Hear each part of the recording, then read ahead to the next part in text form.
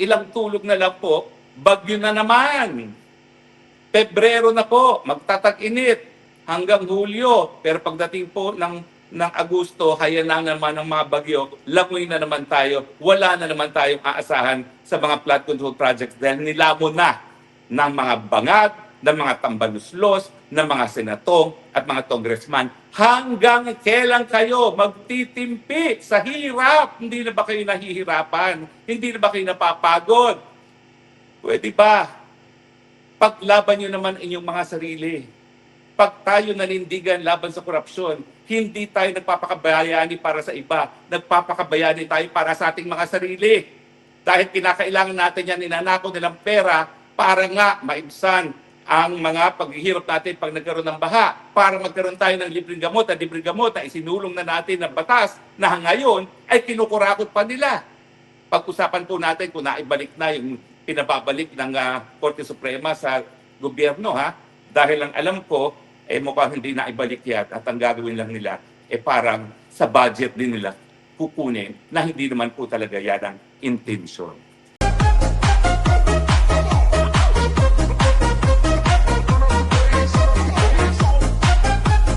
Forever. So sa tingin ninyo, hindi kayo mapananagot sa inyong mga kasalanan laban sa ating bayan, malapit na po ang magbayad para sa mga kasalanan ninyo.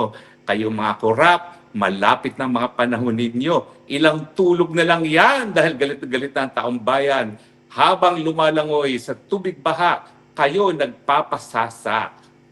So kahapon, ano nakita natin? Bukod dun sa pagsisinungaling nung tao ni Angara na nagsalita na nung minsan, na-capture sa camera, nagbigay siya ng 8 billion, ngayon binabawi.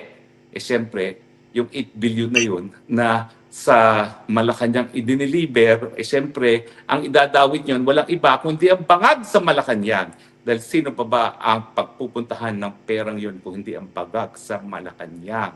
Kaya naman, mga kaibigan, ang pag-usapan natin ngayon, hindi naman yung mga bale-balentong na mga testimonya ng mga nagsisinungaling na lahat sila ay corrupt, kung hindi kung ano ang sinabi ng minority. Yung minority of 8 sa Senado ay nag-issue po ng minority report na nagkukumpirma na talaga naman pong lantara ng kababalaghan sa mga proyekto infrastruktura, lalong-lalo na sa mga flood control projects. Sinabi nila na mayroong mga ghost projects, sinabi nila na mayroong mga substandard na mga proyekto, sinabi nila na mayroong sabwatan sa bidding, nayarian sa bidding, at syempre, pagdating sa pananagutan, ang sinisi nila ay ang Kamara de Representante at bagamat hindi pinangalanan, talagang yung liderato ng Kamara dahil sila naman ang nagbigay ng pondo, lalong-lalo na doon sa mga manumalyang mga proyekto, yung mga insertions na tinatawag.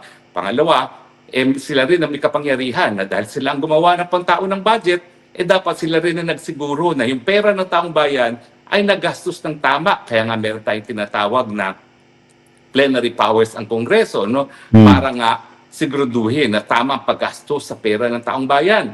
Abay, kaya naman tayo gumawa ng Kongreso, hindi lang para masiguro na hindi tayo pagbubuwisan, na hindi tayo kinukonsulta kung paano gagastusin nating pera. Kung hindi, yung ating mga ginawang representante, sila rin ang magsisiguro na magagastos sa tamang pamaraan ang ating pera. Pero nangyayari po, yung mga representante natin, sila ang naglalapa. Kaya ang basihan ng pananagutan sa ayon sa Minority Report, itambaluslos at malinaw. Siya ang liderato, siya ang leader ng House na nagpapasa ng pantaon ng budget. Siya ang nag-approve ng lahat ng mga insertions na ginagawa ng mga mambabatas. Dahil after all, as Speaker of the House ng Administration Party, ang dapat niyang gawin ay talagang maipasa yung budget as requested by the President. Kung yan ay nabago, yan ay dahil sa approval ni Tambaluslos. Pangatlo, siya ang may responsibilidad na masiguro nga rin na ang pera ng taong bayan ay nagagastos sa tamang mga pamamaraan.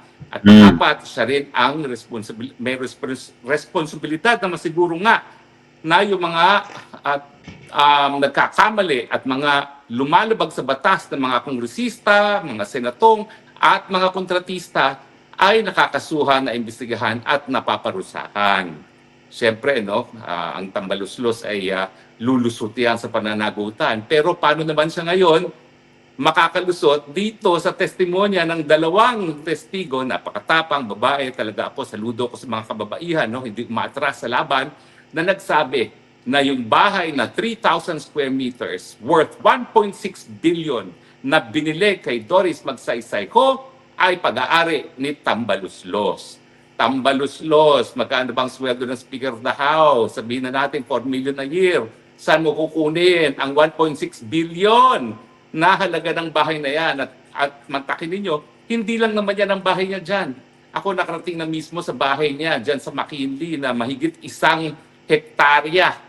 Pero yan ay nakuha nila, nakamkam nila yan panahon ng martial law. No? Kaya nga po, ang balita ko, nung buhay pa ang tatay ni Tambaluslos, talagang nag-aaway sila ng tatay ni Bangag at ni Bangag mismo dahil nga ang reklamo nila, hindi nag-iintrego ang tatay ni Tambaluslos. Kaya naman napakalaki ng bahay nila sa Forbes Park na una. No? Alam ba yung bahay na yon? May tennis court, may swimming court, 1 hektaryang mahigit ang bahay na yan. Tapos ngayon, namili pa. Huwag natin kakalimutan na itong bahay na kinilala ng dalawang testigo bilang pag-aari ni Speaker Romualdez sa 30 Tamarin ay parehong bahay na sabi ni Zaldico ay ipinabili ni Bangag kay Speaker para dyan iimbak ang lahat ng kwarta na kinita nila galing sa smuggling na agricultural products at infrastructure projects. Ganong kadaming pera ang inaasahan nilang pumasok na mapupuno ang isang bahay na merong lupa na 3,000 square meters. Dahil ayaw na nga nilang ideposito sa bako yan. Yan yung imbakan ng basura. At siyempre, dahil ang basura ay mahalaga, ang ginawa nilang basurahan, Forbes Park, worth 1.6 billion pesos. So ngayon po, nagtutugma-tugma na. Kung akala ng mga kawatan na sila ay makakaiwas sa pananagutan, unti-unti nang lumalabas po ang katotohanan. Hindi naman siguro alam ng dalawang testigo na nagsabi na yung 30 Tamarin Forbes Park ay pag-aari ni Tambaluslos na ito rin ang tinukoy ni Zaldico na pinabili ni Bangag kay Tambaluslos para gawin lamang imbakan. Can you imagine kung ganong karaming pera ang inaasahan nilang kitain galing doon sa smuggling ng agricultural products at sa infrastructure? Yan pa lang yung dalawang bagay na yan. No? Meron pang confidential funds na alam natin na talaga namang pinepera-pera lang ng ating mga bangag sa gobyerno. Naku po, talaga namang pong hindi ko akalain na ang pagnanakaw pala galing sa kabanang bayan talagang po pwedeng maging genetic. Kung ganong kasama ang ama, ganun din ang anak. Bagay, sinasabi nga ng mga matatanda, ang punong mangga hindi po pwede magbunga ng santol. Kung ganong kabulok ang pinanggalingan, ganun din kabulok ang magiging prutas. At yan nga po ang nalalaman natin ngayon at napapatunayan na yung 30 Tamarin, 3,000 square meters, Forbes Park, purchased for 1.6 billion, ay binili lamang, pinabili ng Bangag kay Tambaluslos para gawing imbakan ng pera. O ngayon, sasabihin ninyo, walang pananagutan si Tambaluslos. Hindi ako naniniwala kasi na sunod-sunuran lang si Tambaluslos. Unang-una, kaya nga nabubwisit ang mga Marcoses ng mga magkakapatid dyan dahil alam nila na gaya ng ama niya, nagsasariling sikap yan. Hindi nag-iintriga. Hindi intriga pala, entrega. Iba pala intriga sa entrega. Hindi nagbabayad, hindi nagbibigay ng share sa mga Marcoses na alam naman natin, hindi naman siya magiging speaker kung hindi dahil siya pinili ng bangag niyang pinsan. Di ba? So, syempre, ang inaasahan nila, share and share alike. Pero hayan, lumabas po ngayon sa hearing, no, na talaga namang pong malinaw na si Tambaluslos gumalaw, sumunod, binili ang 30 Tamarin para gawing imbakan ng basura nila dahil alam ni Bangag na napakadaming pera ang kikitain nila doon sa asukal, doon sa bawang, doon sa sibuyas, doon sa isda. Kasama yung isda dyan dahil crucial po dyan yung kalihim ng agrikultura na nasa larangan din ng fisheries. No? At siyempre, sa mga proyektong infrastruktura. Di ba? At yan nga po ang lumalabas. Dahil sa isang transaction pa lamang, hindi pa natin alam kung manong kubra. Magkano ang kubra ni Bangag doon sa budget na 6 na trilyon na isinumite sa Kongreso, meron pang karagdagan na 100 billion na insertion na ang sabi ni Zaldico ay siya mismo ang nag-deliver ng 25% o 25 billion. Ang magtataka lang kayo, wala ba silang kabusugan? Wala na ba talagang katapusan yung kanilang paghahangad sa mas marami pang kwarta? Biro mo, 20 anyos na silang nagnakaw sa kabanang bayan na panahon ng martial law. Hanggang ngayon, ganun pa rin ang gawain nila. Hindi na ba sila natuto na talaga ang Pilipino, hindi na yan magbubulag-bulagan? Hindi na ba niya ma-realize na pinagbigyan lang siya ng huling pagkakataon para iayos ang pangalan niya, ang pangalan ng kanyang pamilya, pero ngayon, lalo pa niyang binaboy ang pangalan ng kanyang pamilya dahil at least ang kanyang ama hindi binigyan ng kahit sinong paratang na nagdodroga ng cocaine.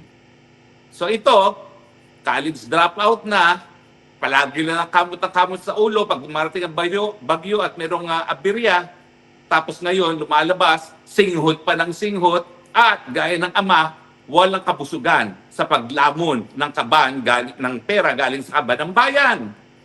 Napakasama naman nakapalaro ng Pilipinas. No? 20 anyos na sa isang diktador na matakaw, ngayon na naman, pang-4 na taon na sa isang diktador na bangag pa na magnanakaw din, na wala pang utak at wala ngang pinag-aralan. Ayan, sisihin natin ang mga sarili natin kung bakit siya ngayon ang presidente, pero talagang mas matindi ang ating pananagutan kung papayagan pa natin manatili sa pwesto ang isang magnanakaw na bangag pa na walang solusyon sa problema ng bayan pagdating sa walang tigil na pagtaas sa presyo ng bilihin, pagdating sa kagutuman, at siyempre ngayon, kinakaladkad pa tayo sa isang gera na wala naman tayong kinalaman, palibasa. Wala sa kanyang mga anak ang papupuntahin niya para mamatay para sa mga Taiwanese. Diba? Sabi sa inyo, dapat baguhin na ang national anthem. Under a bangag president, ang mamatay na para sa Taiwan. O, ako, kayo na lang po yan. Kayo na lang po yan. Dahil ako, hindi ako magpapakamatay para sa mga dayuhan. Para lamang sa inang bayan. Para lamang sa kapwa Pilipino. So ngayong nagtugma-tugma na po ang mga sinabi ni Zaldico, ang sinabi ng testigo na meron talagang mamamahay na binili si Romualdez, na tinutukoy naman ni Zaldico na ito nga yung biniling bahay sa ayon sa kautusan ng bangag na bili niyang bahayan para dyan i-imbak ang mga basura nila. Ano nang gagawin ninyo? Ako ngayon namingilabot. Napansin niyo ba sa hearing na nagtatanong sa witness ang sasagot si Senator Ping? Ewan ko ba kung ano nangyari kay Senator Ping? Talagang hinahanga ako po yan si Senator Ping. Nung siya nagtago, ako pang tumayo tagapagsalita niya.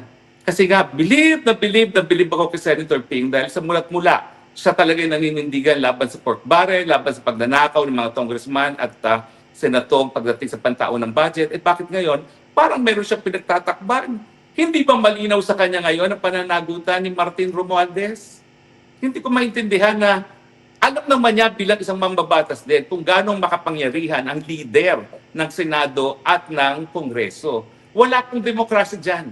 Siguro sa Senado, dahil lahat sila ay merong mandato galing sa buong bayan, mahirap maging diktador ang Senate President. Pero dito sa Kamara, pag ikaw ay Senate President at binigyan baspas ng Presidente, sunod-sunod ka lang. Miski ikaw ang hari sa iyong distrito, ikaw ay sunod-sunuran lang sa speaker. At dahil nga ang budget po, ang pinaka-importanting katungkulan ng mga mambabata sa mababakapulungan, mga congressman, talaga ang number one influence ng speaker pagdating sa pantao ng budget. Kung gusto mo maka-insertion, kailangan may initial yan ni speaker. Otherwise, kahit aproban pa yan ng secretary ng DPWH, kapag merong humingi ng mas malakas, tanggal ka. Kasi simple lang po yan eh. Sabihin natin 10 ang budget. Okay, kapag meron kang tinanggal na 1 billion, may pagkukunan ka, may mawawalan. So siyempre, kung malakas yung isa kay speaker, kung muna 1 billion, meron natanggalan. O paano ngayon kung magreklamo yung natanggalan?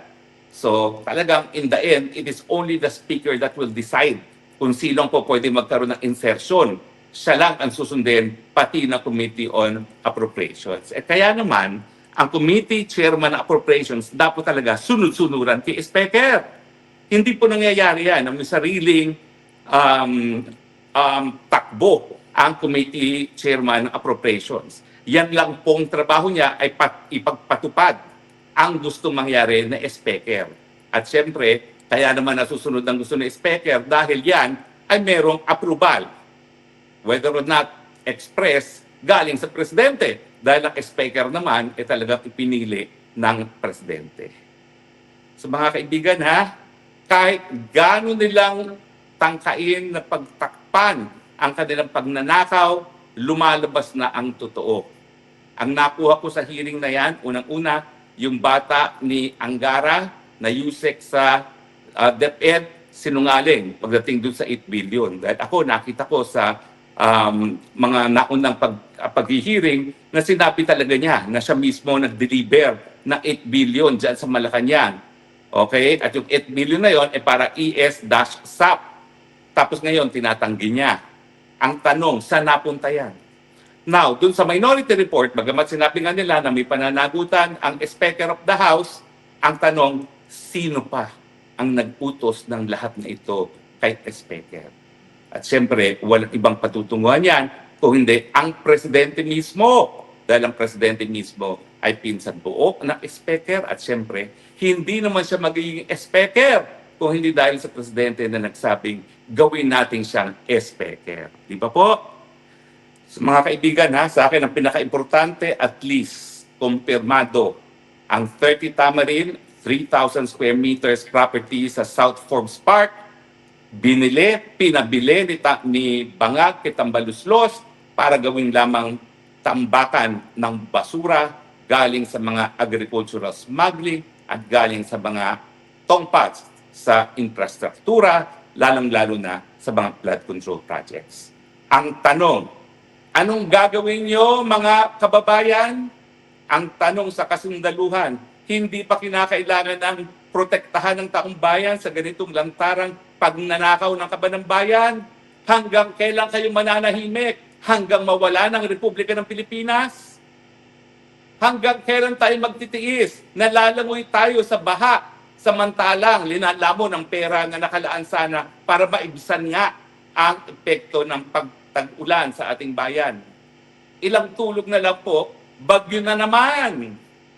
Pebrero na po, magtatag-init hanggang Hulyo. Pero pagdating po ng Agosto, haya na naman ng mga bagyo, langoy na naman tayo, wala na naman tayong aasahan sa mga flood control projects dahil nilamon na ng mga Bangag, ng mga Tambaluslos, ng mga senatong at mga congressman. Hanggang kailan kayo magtitimpi sa hirap? Hindi na ba kayo nahihirapan? Hindi na ba kayo napapagod? Pwede ba? Paglaban nyo naman inyong mga sarili. Pag tayo nanindigan laban sa korupsyon, hindi tayo nagpapakabayani para sa iba. Nagpapakabayani tayo para sa ating mga sarili. Dahil kinakailangan natin yan, ninanako nilang pera para nga maibsan ang mga paghihirap natin pag nagkaroon ng baha, para magkaroon tayo ng libreng gamot at libreng gamot na isinulong na natin ng batas na ngayon ay kinukurakot pa nila. Pag-usapan po natin kung naibalik na yung pinababalik ng Korte Suprema sa gobyerno ha. Dahil ang alam ko, mukhang hindi naibalik yan at ang gagawin lang nila parang sa budget din nila kukunin na hindi naman po talaga yan ang intention.